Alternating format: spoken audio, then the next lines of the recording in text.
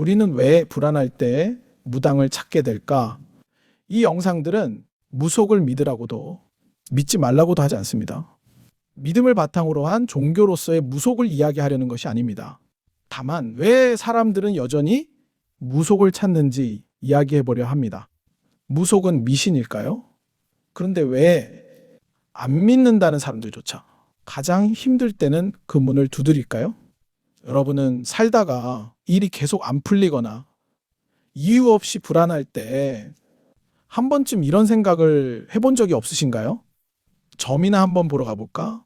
겉으로는 난 그런 거 안 믿어라고 말하지만 막상 삶이 막막해지고 미래가 너무 불확실해지면 이상하게 그 생각이 스치듯 지나갑니다. 오늘은 무속을 믿자. 믿지 말자가 아니라 왜 우리는 그런 순간에 무당과 점, 무속을 떠올리게 되는지 비전문가의 시선으로 조금 차분하게 들여다보려고 합니다. 무당을 찾는 가장 큰 이유는 대부분 불안감입니다. 현재의 문제는 심리 상담이나 이론으로도 다룰 수 있어요. 그런데 문제는 미래에 대한 불안입니다. 앞으로 잘 될지, 이 선택이 맞는지, 이 고비를 넘길 수 있는지. 이건 상담으로도 논리로도 딱 떨어지게 해결되지 않죠. 그래서 사람들은 설명이 아니라 구체적인 말, 이렇게 하면 된다라는 대안을 듣고 싶어 합니다.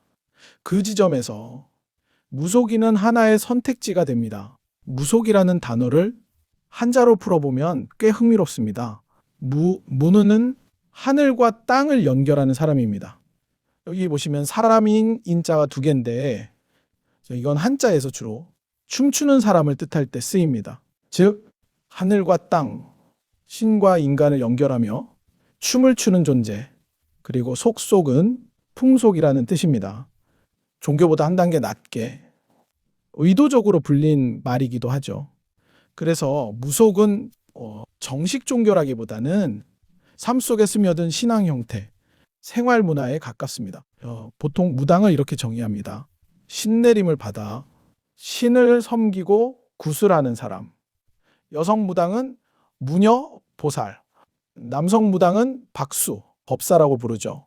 중요한 건 무당이라는 말이 외래어가 아니라 순우리말이라는 점입니다. 그만큼 이 존재는 아주 오래전부터 우리 삶 가까이에 있었다는 뜻이죠. 그런데도 우리는 무속을 이야기할 때 왠지 조심스럽고 조금 부끄러운 느낌을 받습니다.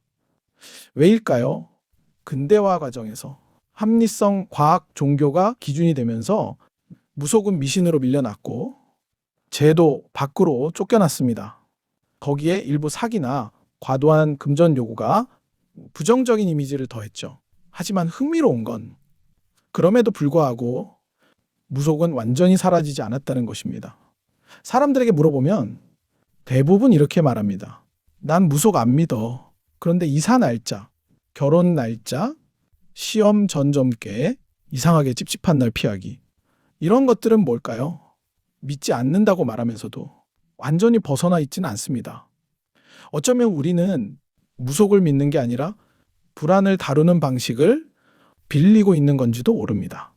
AI는 점점 더 정확해지고 미래 예측도 잘합니다. 그런데 AI는 우리 불안을 껴안아 주지는 않습니다. 무속이 다루는 건 정확한 미래가 아니라 괜찮을 거라는 감각, 이렇게 해보자라는 확신입니다. 이 감각이 사라지지 않는 한 무속은 형태를 바꿔서라도 계속 존재할 가능성이 큽니다. 무속은 믿음의 대상이기 전에 인간이 불안을 다뤄온 아주 오래된 방식입니다. 무작정 배척하거나 맹목적으로 빠지기보다는 이해의 대상으로 바라볼 때 비로소 보이는 것들이 있습니다. 여러분은 어떠신가요? 정말로 안 믿고 계신가요? 아니면 필요할 때 조용히 꺼내드는 마음의 도구일까요? 서두에도 말씀드렸듯이 저는 무당도 아니고 민속학자도 아닙니다. 우연한 기회에 무속을 접하게 되고 좀 더 자세히 알고 싶은 욕구가 있어 그 욕구를 여러분과 함께 풀어볼까 합니다.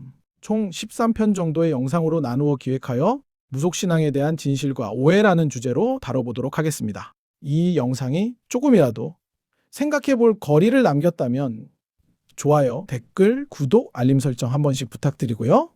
다음 영상에서는 1편 우리나라 무속신앙의 개요에 대해 이야기 나눠보겠습니다. 자, 시청해주셔서 감사합니다.